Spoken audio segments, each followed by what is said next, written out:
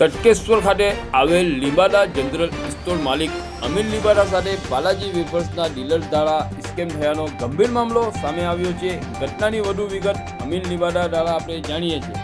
ભાઈ અશોકભાઈ, આપણે કહેવાનું એમ છે કે આપણા ત્યાં જે બાલાજી ડીલર આવે છે એ શ્રી સેટાયન સેલ્સ એજન્સીમાંથી આવે છે। એ લોકો આપણને પહેલાં આવું પાકું બિલ આપતા હતા, તમે જોઈ શકો છો, પણ હવે લોકો હાલ આપણને કાચું બિલ આપી રહ્યા છે, જે આ રીતનું બિલ આપી રહ્યા છે આપણને। હવે અશોકભાઈમાં થઈ એવું રહેલું છે કે એ લોકો જે આપણને આખા કાર્ટૂનો દઈ જાય છે તે રીતની આવી લિસ્ટ બનાવે છે, બરાબર। તો જાણે આ ટોટલ કાર્ટૂન થાય છે એ લોકોના જાણે 25 કાર્ટૂન થયા, 26 કાર્ટૂન થયા, 22 કાર્ટૂન થયા, 21 કાર્ટૂન થયા, પણ તેના અંદર જે લોકો ભાવ લગાવે છે તો તે 22 કાર્ટૂનના બદલે 2 કાર્ટૂન 3 કાર્ટૂન એક્સ્ટ્રાનો ભાવ લગાવે છે। હવે એટલે આપણે જાણે આ જે લાસ્ટ ટાઈમ દિવાળીનો માલ આપણે સ્ટોક કર્યો હતો કે ભાઈ ગ્રાહક મિત્રોને માલ મળી રહે છે, તેના માટે આપણે એ લોકો માટે માલ પહેલેથી મંગાવી રાખીએ કે ગ્રાહક મિત્રોને મળી રહે, કે આપણા દુકાનદારો બધા સચવાઈ જાય, પણ એના અંદર એ લોકો આ રીતે આપણો સ્કેમ કરે છે કે એ લોકો આખા 3-4 કાર્ટૂનના ભાવ વધારે લખી રહે છે। આ આપણે બિલ ચેક કરું ત્યારે આપણે જાણવા મળ્યું ને લાસ્ટ આપણને આખા 1 વર્ષથી આપણને આવા કાચા બિલના અંદર માલ આપે છે, એ આપણે કંપનીમાં પણ જણાવ્યું હતું, પણ એ લોકોનો કોઈ રિસ્પોન્સ છે નથી।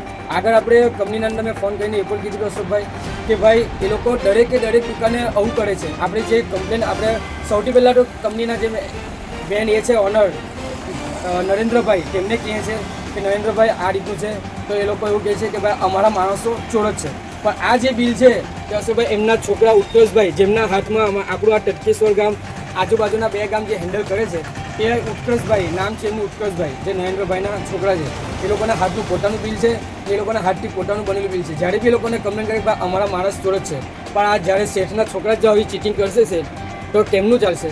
એટલે અશોકભાઈ અમારે જણાવવાનું એ છે કે ભાઈ આજુબાજુ એ લોકોના હાથમાં ઓછામાં ઓછા 16 થી 17 ગામડા છે અશોકભાઈ। હવે એ લોકો નાની દુકાનમાં એક ગરીબ માણસ જે ધંધો લઈને બેસે છે અશોકભાઈ કે 5-25 રૂપિયા આપણને કંઈ પ્રોફિટ મળે, હવે તેના અંદર એ લોકો આવા 1,000 રૂપિયા 2,000 રૂપિયા, કોઈ નાની દુકાનો 700 રૂપિયા 800 રૂપિયાના આવા બૂચ મારે અશોકભાઈ, તો કેમનું ચાલે?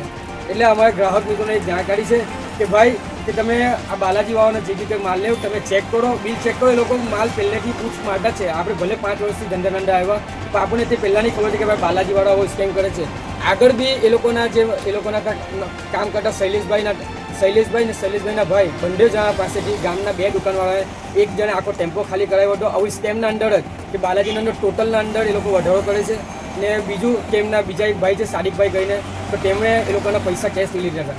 એટલે અશોકભાઈમાં થયું કે એ લોકો જેને જાણકારી છે બિલના અંદર તે એ લોકો આના અંદર ચેક કરી લે તો એ લોકોના પૈસા પરત મળી જાય છે। બાકી અશોકભાઈ હવે તો જેટલા બીજા મજૂર વર્ગના હોય એ લોકો આખો દિવસ કામ પર ચાલા જાય, ઘરના અંદર નાના છોકરા હોય, લેડીઝ હોય, હવે એ લોકો માલ થમાઈને ચાલા જાય, માલ આપવા આવે ઉતાવળ કરે ને કહે કે ભાઈ અમને ઉતાવળ છે, અમે આ માલ ઉતારીને ચાલા જાય। હવે અશોકભાઈ આ રીતનો બધો સ્કેમ કરે છે।